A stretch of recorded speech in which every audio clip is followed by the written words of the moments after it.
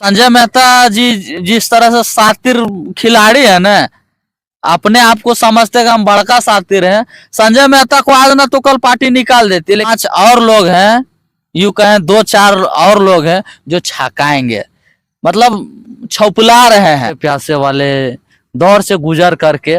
और जेबी केसेस से jail camp तक का सफर रहा है। आंदोलन से सिर्फ आश्वासन मिला, आंदोलन से सिर्फ लाठियां मिली, आंदोलन से फर्जी मुकदमे मिले। आपको खाली चुनावे लड़ना है, मैंने चुनाव जीतना भी है कि खाली नेता बनना है, वो बताइए पहले। लगा कि नहीं जेबी केसेस में जेल कैंप में संजय मेहता जी का जो मंशा है वो साफ नहीं है, वो किसी और मकसद से जेबी केसेस जेल कैंप में है। तो लगा कि इनका साथ रहना ही हम लोगों के लिए माने खतरनाक साबित हो सकता है। जोहार, नमस्कार, मैं सुरेंद्र कुमार और आप देख रहे हैं खतियानी खबर। अभी हमारे साथ युवा मोर्चा के उपाध्यक्ष बेरोजगार पनेश्वर जी हैं।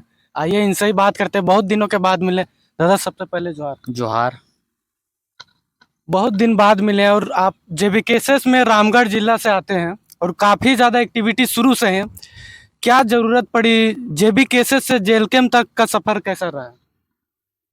कह सकते हैं काफी कठिन रास्तों से गुजरने वाला जो बात होता है ना, उस तरह से दिन को दिन न कह करके, रात को रात न कह करके, और कह सकते हैं कि भूखे प्यासे वाले दौर से गुजर करके और जेबी केसेस से जेल कैंप तक का सफर रहा है।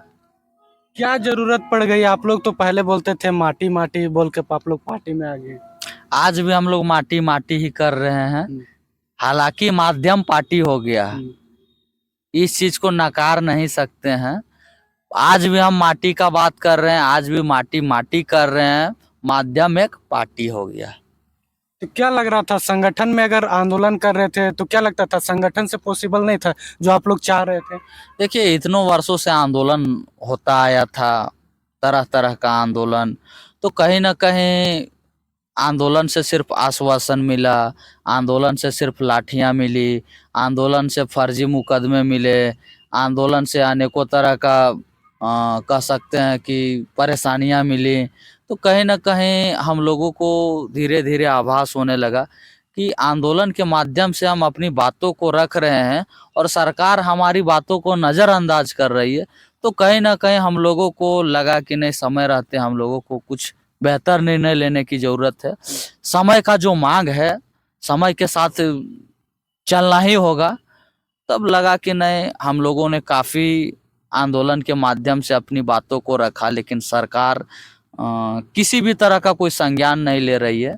तब लगा कि नहीं, अब हम लोगों को उस पटल में जाकर के बातों को रखना होगा जिस पटल में ज़रूरत है। तो लगा कि नहीं, विधानसभा के पटल में अपनी बातों को रखना है। उसके लिए हम लोगों को विधानसभा के अंदर जाना होगा एज अ एमएलए। तो कहीं ना कहीं जब लगा इस तरह का बात है, तब टाइगर दा के नेतृत्व में इस संगठन को पार्टी के रूप में तब्दील किया गया और पार्टी का रजिस्ट्रेशन भी हो गया, लोगो भी मिल गया। अब कहीं ना कहीं लोग जिस तरह से जेबी केसेस को अपना प्यार दे रहे थे, उसी तरह से जेल कैंप में भी मजबूती के साथ में और भी नए लोग अन्य राजनीतिक दलों को छोड़ कर करके और जेबी केसेस जेल कैंप में शामिल होकर के और इस पार्टी को मजबूत कर रहे हैं। तो कहीं ना कहीं जेबी केसेस आज भी माटी की बात कर रही है, आज भी झारखंडी मुद्दों की बात कर रही है, झारखंड हित में नीतियों की बात कर रही है।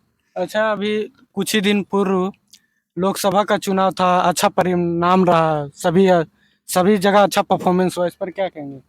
देखिए, और वो भी निर्दलीय होकर, अगर क्या लगता है पार्टी का सिंबल लग आता तो क्या लगता है इसका इफेक्ट कुछ और रहता है?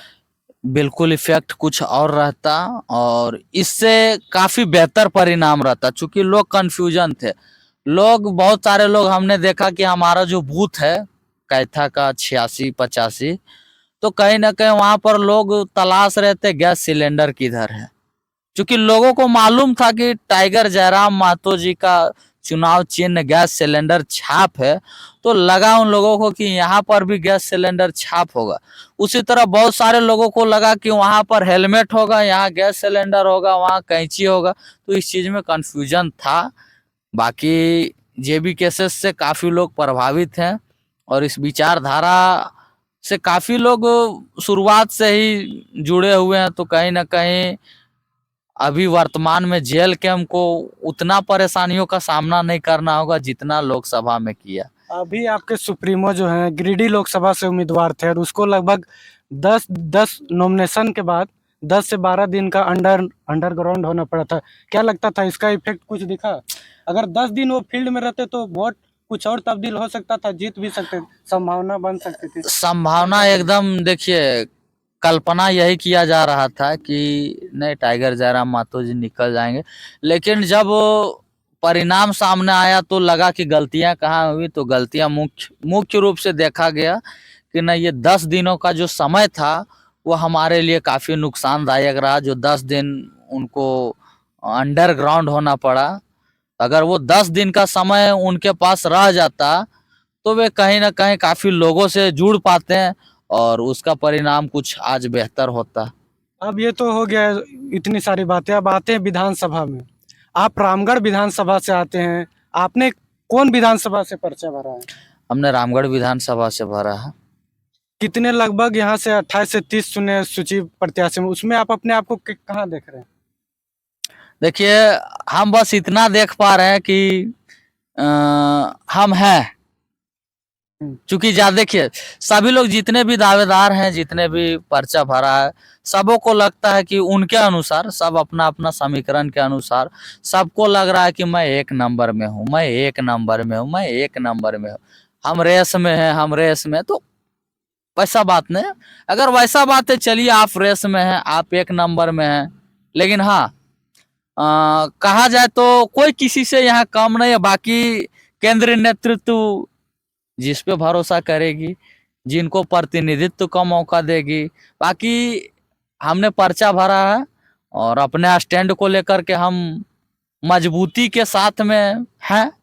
और जेबी केसेस के जो सुप्रीमो हैं वो मापदंड निकालें, 10 कुछ कैटेगरिया है, क्या लगता है वो कैटेगरिया धरातल में या सिर्फ जनता को दिखाने के लिए?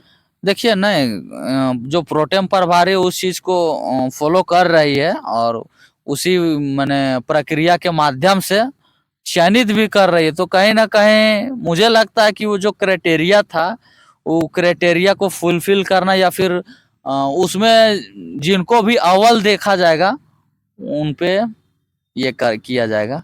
रामगढ़ विधानसभा में सबसे मुख्य समस्या क्या है रामगढ़ विधानसभा की? रामगढ़ और विधानसभा की, अगर आपको मौका मिलता है तो आपके लिए क्या मुद्दा रहेगा? देखिए रामगढ़ विधानसभा का मुख्य बोलिए या फिर पूरे झारखंड का मुख्य बोलिए, सबसे ज्यादा यहाँ पे रहा है तो रोजगार का समस्या। आज भी यहाँ लोग पढ़ लिख करके भी बेरोजगार है और जो नहीं पढ़े लिखे हैं वो भी बेरोजगार है। तो मेरा मानना है कि सबसे पहला मुद्दा होना चाहिए या है तो रोजगार का है। और अभी हजारीबाग लोकसभा प्रत्याशी संजय मेहता जी थे और केंद्रीय उपाध्यक्ष भी थे, वो पार्टी से इस्तीफा दे चुके हैं, इस पर क्या प्रतिक्रिया देना चाहेंगे?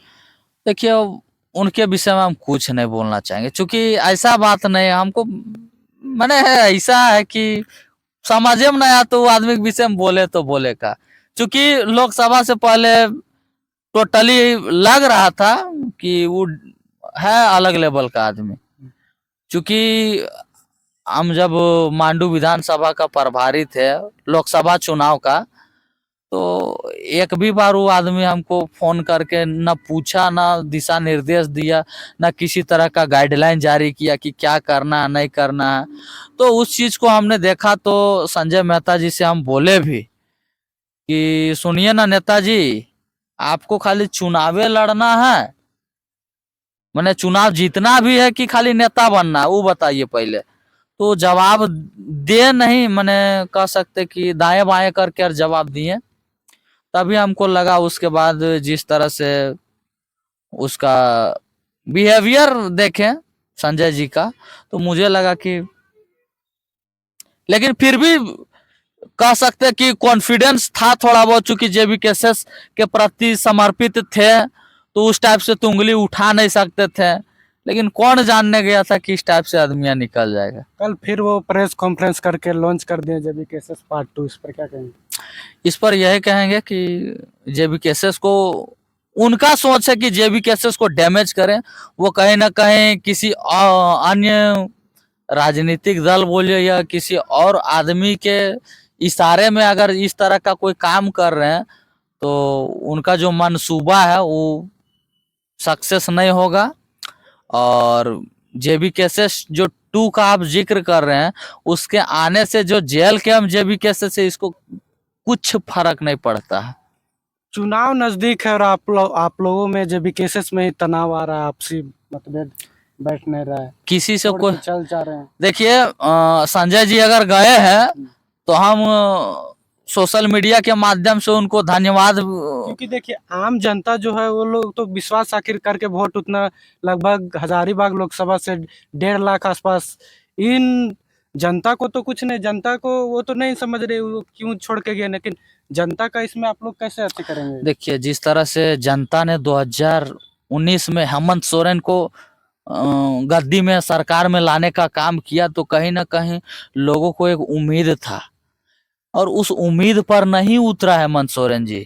तो कहीं ना कहीं उसी टाइप से जिस तरह से जेबी केसेस पे लोग भरोसा कर रहे हैं उस भरोसा को हम लोग नहीं तोड़ना चाहते थे। इसीलिए जब लगा कि नहीं जेबी केसेस में जेल कैंप में संजय मेहता जी का जो मंशा है वो साफ नहीं है, वो किसी और मकसद से जेबी केसेस जेल कैंप में है, तो लगा कि इनका साथ रहना ही हम लोगों के लिए माने खतरनाक साबित हो सकता है। इसीलिए हम लोगों ने वो जब दरकिनार हुए तो देखिए हम लोगों ने किसी तरह का कोई दुख माने व्यक्त नहीं किया। अभी तो संजय मेहता लगातार बोलते हैं, लगातार 2 वर्षों से आंदोलन किए हैं, लाठी खाए हैं, केस भी खाए हैं। तो उनको कहिए लाठी अगर खाए होंगे, आंदोलन का नेतृत्व अगर किए होंगे तो आप एक लाइव के माध्यम से या फिर इसी तरह न्यूज चैनल के माध्यम से आप बताएं, या फिर आइए फिर साथ में बैठ करके बात करते हैं कि आपने कौन सा आंदोलन में लाठी खाया। हम तो बस इतना देखे हैं कि यदि कोई आंदोलनरत था तो वो अगर लाठी खाया है, वो अगर केस खाया है तो आप उसके साथ जा करके भेंट करके और फोटो खिंचा के पोस्ट कर देते थे, मीडिया बाइट दे देते थे। तो यही तो आपका रहा है। आप बताइए कि कहाँ पर आपने लाठियां खाया। और क्या लगता है संजय मेहता पार्टी से इस्तीफा दिए हुए लगभग 1 सप्ताह भी नहीं हुआ और तुरंत एक तरह से नया संगठन और पार्टी का निर्माण करते, क्या लगता है वो पहले से प्लानिंग कर रहे थे? देखिए टोटली कहा जा सकता है कि पहले से प्री प्लान था, सिर्फ क्योंकि इसको लॉन्च नहीं किया था, बस बस बस गुप्त बस तरीका से सब। बस उनको मालूम था कि जेबी केसेस पंजीकृत नहीं हुआ है, जो जेल के हम जेबी केसेस है वो रजिस्ट्रेशन नहीं हुआ है उस चीज संगठन का, तो इनको लगा कि यही नाम से रजिस्ट्रेशन कर लिया जाए। और आप देख सकते हैं कि किस तरह से संजय मेहता जी जेबी केसेस का रजिस्ट्रेशन करवा करके और लोगों के बीच में प्रेस वार्ता के माध्यम से जेबी केसेस 2 को लाने का काम किए। रामगढ़ विधानसभा से 28 से 30 प्रत्याशियों ने पर्चा भरा है, अगर मिलेगा तो किन्हीं को एक ही, और कल संजय मेहता ने जाहिर कर दिया है कि अगर उनमें से 30 में से तो किसी एक को मिलेगा, फिर वही चुन के में से हम वही उन्हीं को प्रत्याशी बनाएंगे। इस पर क्या कहेंगे?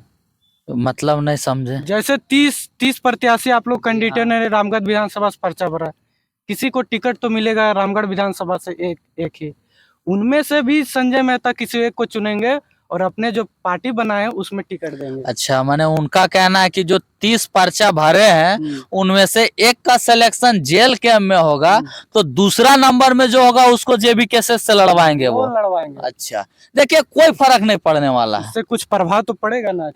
किसी भी तरह का कोई प्रभाव नहीं पड़ने वाला है, किसी भी तरह का नहीं।